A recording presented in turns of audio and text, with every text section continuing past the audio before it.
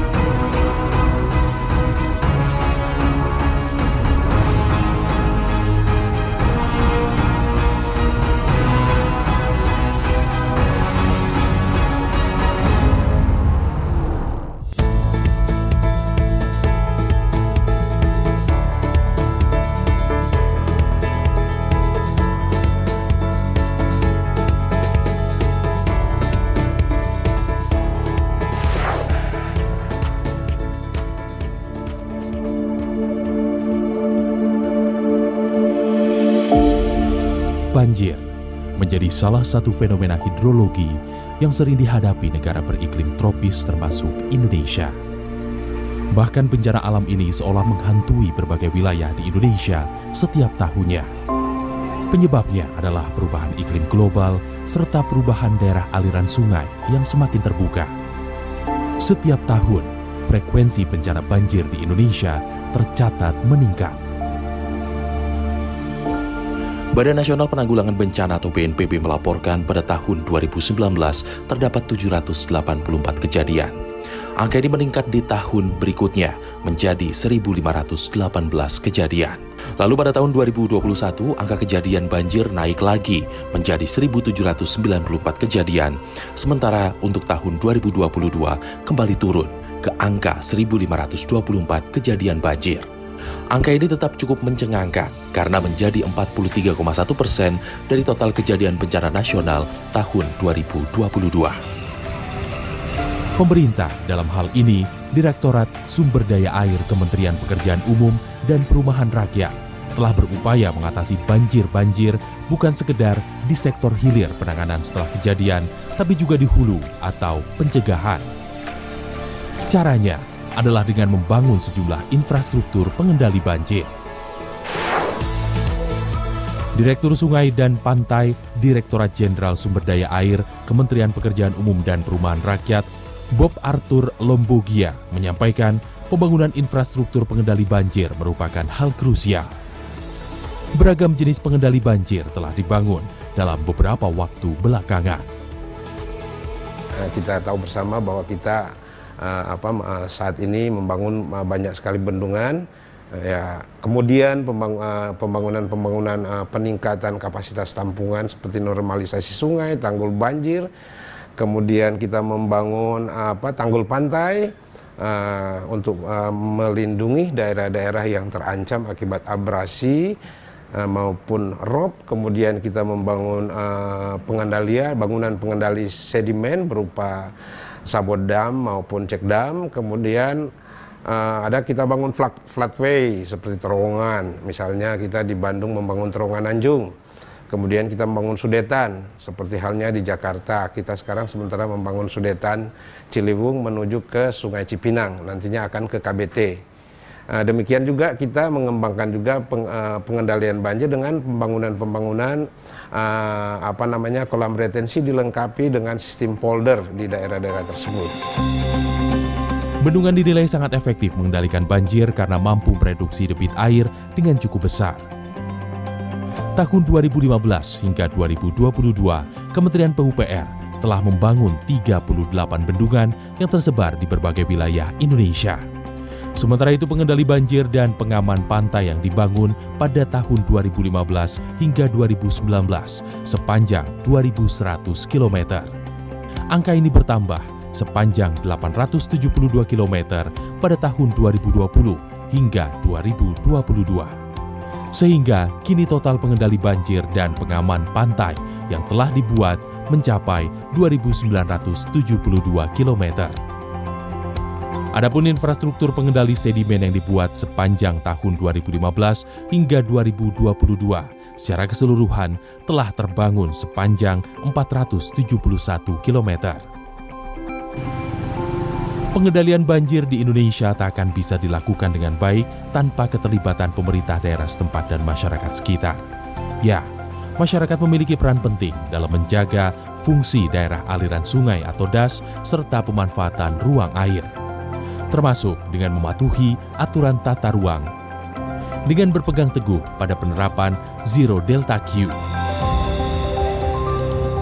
Sudah menjadi kewajiban bahwa infrastruktur pengendali banjir yang efektif idealnya memang dibangun dengan menyesuaikan jenis banjir yang terjadi. Nirwono Yoga, pengamat tata kota sekaligus peneliti Pusat Studi Perkotaan, membagi banjir ke dalam 3 jenis: banjir lokal, banjir kiriman, dan banjir rob.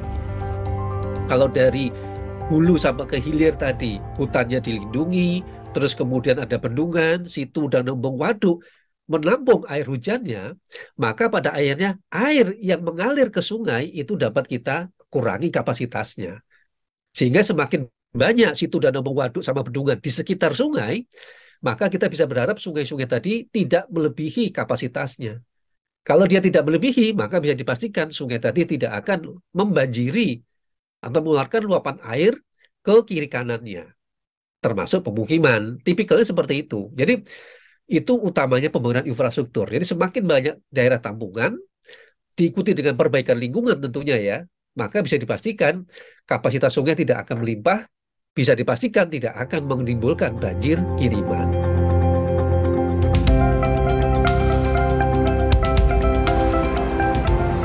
Yang sedang Anda saksikan adalah banjir yang lain lagi. Ya, perubahan iklim, penurunan muka tanah, dan kenaikan muka air laut membuat daerah pesisir di Indonesia dihadapkan dengan banjir rob atau air laut yang masuk ke daratan. Menurut Nirwono Yoga, untuk mengatasi banjir rob dibutuhkan infrastruktur jangka panjang seperti area hijau sekitar pantai serta tepi pantai yang bebas permukiman. Penanganan banjir memang membutuhkan peran seluruh pihak. Pemerintah menyediakan infrastruktur pengendali yang tepat sasaran, sementara masyarakat beradaptasi dengan kebiasaan baik dengan membuang sampah di tempatnya. Sebagai daerah langganan banjir, DKI Jakarta patut berbahagia menyambut Bendungan Ciawi dan Sukamahi sebagai bendungan kering pertama di Indonesia yang digadang-gadang dapat mereduksi banjir di Sungai Ciliwung hingga 30,6%. Bagaimanakah rupa kedua bendungan tersebut?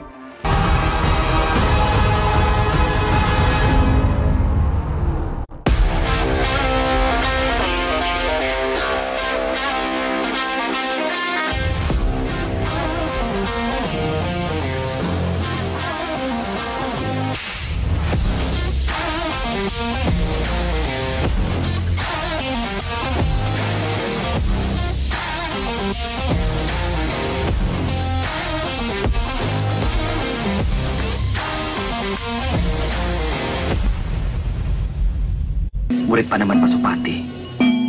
Pasti mereka bukan orang sembarangan. Rama Kumbara.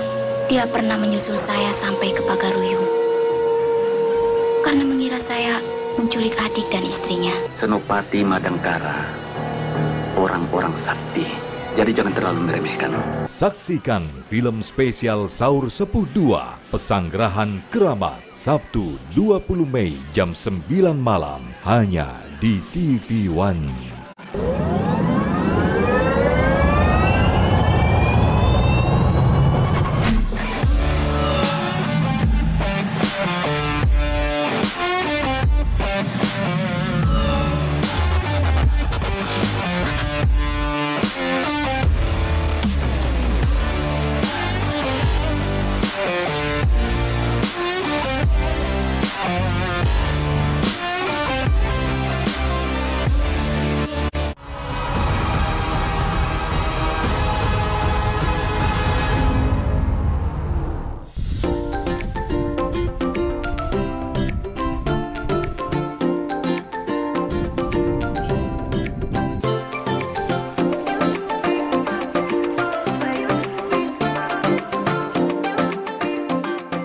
Selamat datang di bendungan kering pertama di Indonesia, Bendungan Ciawi dan Bendungan Sukamahi.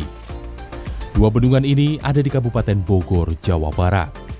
Pembangunan bendungan kering menjadi salah satu upaya pemerintah dalam mengurangi kerentanan banjir di kawasan metropolitan Jakarta.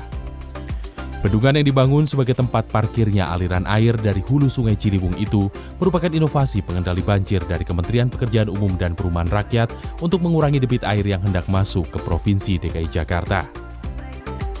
Bahkan jika sodetan Ciliwung ke banjir Kanal Timur telah selesai, Presiden Joko Widodo menyebutkan 2 bendungan kering ini diproyeksi mampu mengurangi setengah wilayah terdampak dari sebelumnya 468 hektar menjadi hanya 211 hektar wilayah terdampak banjir.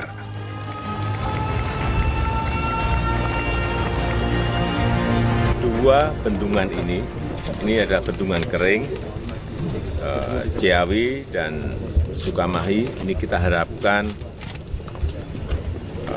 bisa mengurangi banjir yang ada di Jakarta kurang lebih 30,6%. Proyek bendungan kering ini dimulai sejak tahun 2017.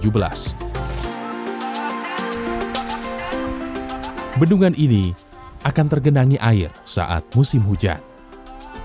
Bendungan Ciawi didesain mampu menampung debit air yang berasal dari kawasan Puncak, Gunung Gede, dan Gunung Pangrango sekitar 3 juta meter kubik.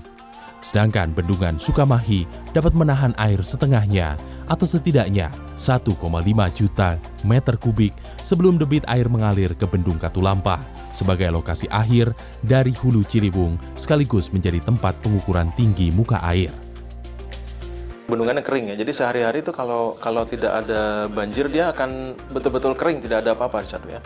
Nah nanti pada saat terjadi debit-debit tertentu dia akan masuk ke dalam genangannya dan secara berkala, secara teratur itu kita alirkan ke hilir disesuaikan dengan kapasitas sungai yang ada di hilir. Jadi seperti diparkir dulu ini airnya diparkir di Bendungan Ciawi dan di Bendungan Sukamahi. Nanti pada saat dia hujan intensitasnya sudah tidak terlalu tinggi, baru kita alirkan ke bawah. Dan fungsinya memang hanya pengendalian banjir saja. Kementerian PU memang sengaja merancang bendungan untuk beroperasi secara sederhana. Nantinya bahkan 500 pegawai yang ikut berperan pada proyek ini nantinya hanya ada belasan pengelola saja yang terlibat. Tentu dengan mengandalkan pantauan kamera pengintai CCTV. Tentu tidak mudah bagi Kementerian PU dalam merekayasa teknis bangunan yang kiranya dapat mengurangi tinggi elevasi banjir. Pasalnya, bendungan yang dibangun di hulu Sungai Ciliwung, Kecamatan Cisarua, Kabupaten Bogor, menghadapi sejumlah tantangan rumit, seperti kadar air tanah yang cenderung tinggi hingga soal pembebasan lahan. Pemerintah daerah setempat pun ikut menyosialisasikan kepada masyarakat secara persuasif agar mendukung program ini. Mengingat manfaat dari bendungan yang tidak hanya dirasakan oleh warga DKI saja, tapi juga masyarakat Kabupaten Bogor secara keseluruhan.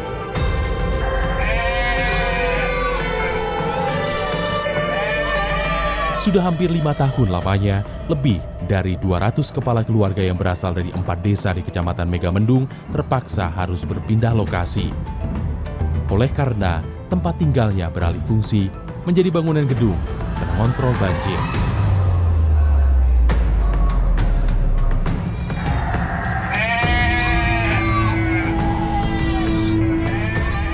Seperti halnya M. Royan, satu di antara 249 pemilik rumah dan lahan yang kini mengadu nasib di tempat barunya, Desa Sukakarya. Desa itu sebagian besar dihuni oleh warga yang sebelumnya tinggal di area bendungan yang dibangun di atas lahan seluas 46 hektar.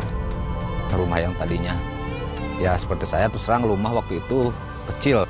Alhamdulillah sekarang saya bisa bikin rumah 9 meter kali 12 meter 2 lantai. Dan dulu ya ada lahan dikit-dikit, itu juga kita masih kebelilah di sini, masih punya istilahnya.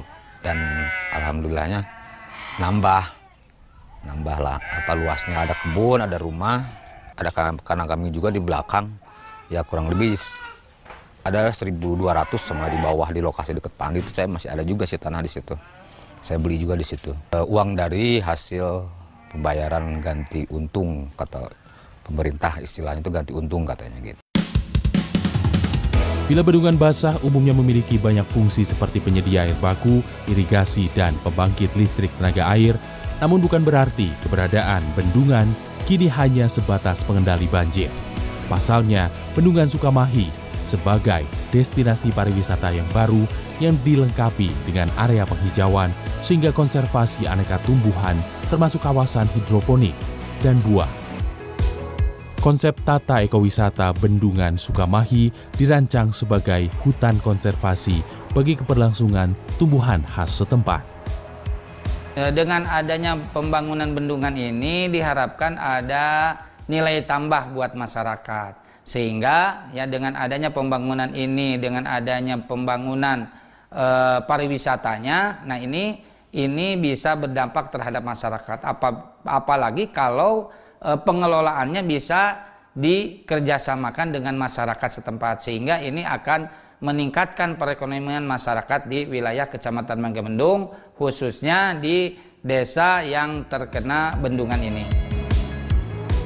Inovasi infrastruktur pengendali banjir juga dirasakan oleh warga Semarang, Jawa Tengah yang kini tidak lagi khawatir akan terjadinya banjir berkat peran dari pengendali banjir rob yang dibangun oleh pemerintah.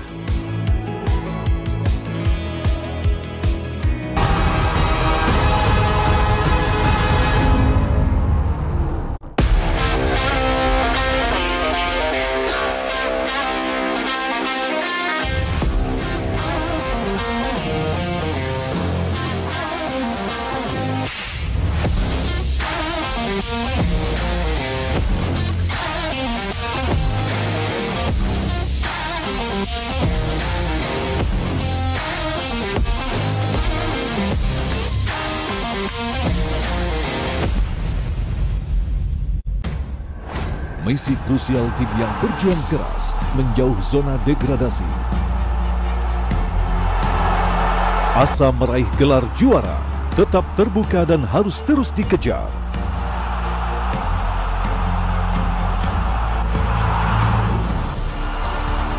Augsburg versus Borussia Dortmund, Minggu pukul 10 malam. Bundesliga seru, live di TV One.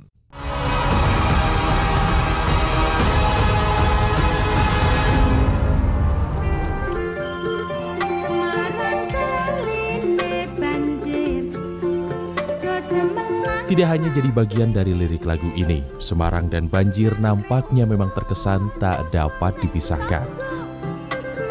Ibu kota provinsi Jawa Tengah ini memiliki permasalahan banjir yang cukup kompleks. Berpenduduk lebih dari 1,6 juta jiwa, Semarang tidak hanya dihadapkan pada masalah banjir akibat intensitas curah hujan saja, namun juga dihantui permasalahan banjir rob. Badan Penanggulangan Bencana Daerah Kota Semarang mencatat pada tahun 2022, setidaknya hingga bulan November terdapat 63 kejadian banjir dan 7 rob. Untuk mengatasi hal ini, infrastruktur pengendali banjir yang tepat guna dan tepat sasaran dinilai menjadi kunci penanganan banjir di Kota Atlas ini.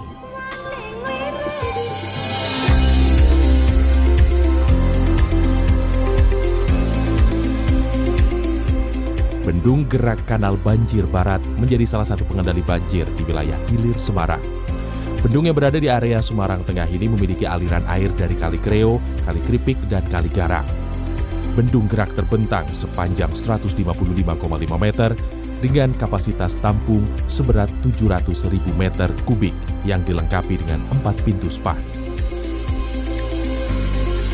Jadi cara kerjanya pertama-tama itu sudah elevasi muka air di hilir itu 1,5 mdpl, itu sudah persiapan operator untuk di control house, mengecek kompresor, mengecek kabel-kabel, mengecek air conditioner untuk kita kembangkan karetnya, bendung karetnya dari span 1, span 2, span 3, span 4. Itu memerlukan waktu per spam itu 35 sampai 45 menit per spam.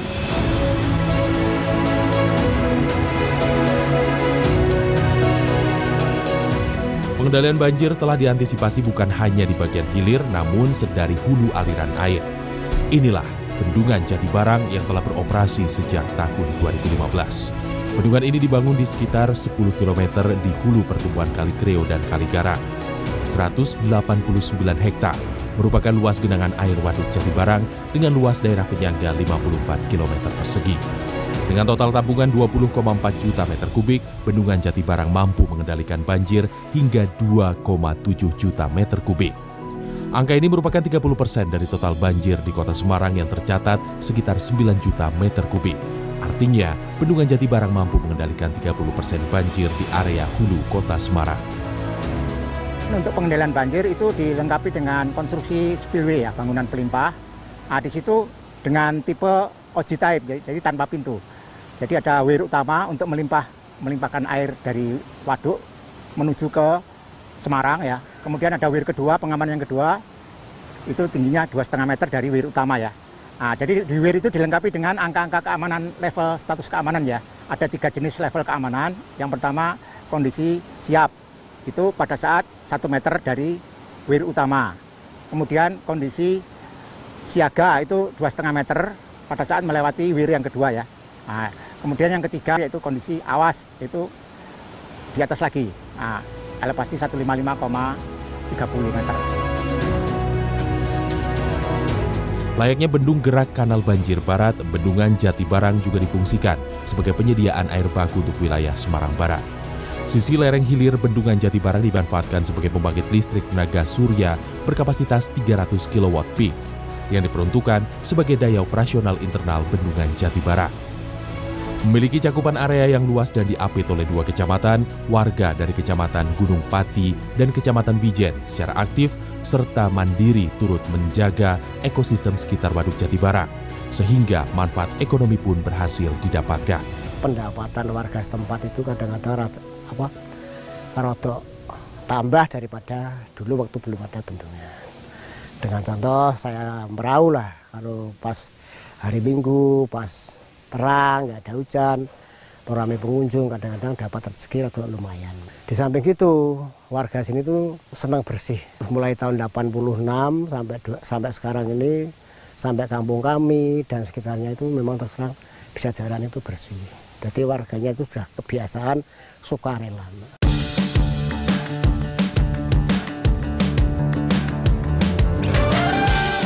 Selain banjir akibat intensitas air hujan, banjirop menjadi bencana yang juga membayangi Semarang. Normalisasi sungai dan pembangunan tanggul rob di wilayah Semarang Timur menjadi proyek pengendali banjir yang dibuat Balai Besar Wilayah Sungai atau BBWS Pemali Juwana. Salah satunya dilakukan di Sungai Seringin. Kerap menjadi langganan banjir dan rob, normalisasi Sungai Seringin dilakukan dengan meningkatkan kapasitas tampungan melalui penggalian dan peninggian tanggul. Ketika pasang, permukiman sekitar Sungai Seringin selalu terdampak banjirop. Bahkan air laut turut menggenangi Jalan Nasional Kaligawe. Kini, normalisasi sungai dan tanggul rob yang telah dikerjakan sejak tahun 2016 telah berdampak kepada masyarakat sekitar. Seperti yang dirasakan langsung oleh Iskandar, seorang warga Kelurahan Trimulyo yang tinggal di dekat Sungai Seringin.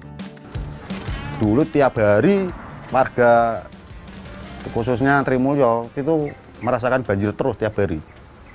Tiap hari harus bersih-bersih rumah, terus tidur tidak bisa nyenyak. Anak-anak juga ada nyaman di rumah. Dengan adanya tanggul ini, warga sangat senang, sudah tidak merasakan banjir rob lagi. Dulu kalau kebutuhan makin banyak, sekarang tidak adanya tanggul, kebutuhan warga sini agak berkurang mikir rumahnya, Pak. Normalisasi sungai dikerjakan secara simultan dengan pengerjaan bendung, tanggul, dan rumah pompa sepanjang 1,2 km di Sungai Seringin dan 700 meter di Sungai Tenggang. Pejabat pembuat komitmen sungai dan pantai 2 Balai Besar Wilayah Sungai atau BBWS Pemali Juwana, Dani Prasetyo menyampaikan, di sisi hulu normalisasi sungai dilakukan agar daya tampung semakin besar. Jadi kalau sesuai standar yang sudah kami buat SOP-nya, jadi untuk elevasi di hulu itu harus batas terendah untuk pemompaan di minus 0,5. Sedangkan kondisi elevasi pasang itu kurang lebih di kisaran antara +1 sampai dengan 1,5 atau 1,6. Ini sesuai dengan elevasi muka air laut. Sehingga kami pastikan untuk yang di hulu itu elevasinya tidak melebihi kondisi elevasi terendah terutama di daerah pemukiman maupun jalan nasional, sehingga jalan nasional maupun pemukiman jika terjadi hujan ini bisa kami lakukan pemompaan secara terus-menerus dengan menjaga elevasi muka air sehingga tidak terjadi genangan di wilayah-wilayah tersebut. Sementara di sisi muara dilakukan pembendungan untuk mengantisipasi banjir rob. Tanggul rob membentang sepanjang 2,1 km yang mampu mencakup mulai dari kawasan industri Terboyo hingga wilayah dekat Kanal Banjir Timur. Penanganan menyeluruh di segala wilayah tanpa terkecuali menjadi kunci suksesnya penanganan banjir, termasuk kerjasama antara kota dan kabupaten. Kalau kami di Semarang ini sudah melakukan penanganan tata ruang, kemudian penanganan banjir, tapi kalau dari hulunya belum dilakukan ini juga sama, karena yang kita harapkan penanganan di hulu ini juga bersama-sama gitu. Nah ini kemarin kami sudah minta kepada Dinas ESDM Provinsi Jawa Tengah untuk bisa mengundang kami semuanya dari Kota Semarang, Kabupaten Semarang, kemudian juga Kabupaten Kendal, karena sungai-sungai ini mengalirnya dari wilayah di sana sampai ke muaranya ini di Semarang. Kerjasama antara satuan pemerintah baik pusat dan juga antar daerah, kesiapan infrastruktur pengendali banjir yang mumpuni, serta kesiapsiagaan segenap masyarakat yang bahu-membahu saling mendukung menjadi kombinasi sempurna untuk meminimalisasi potensi dampak dari banjir itu sendiri.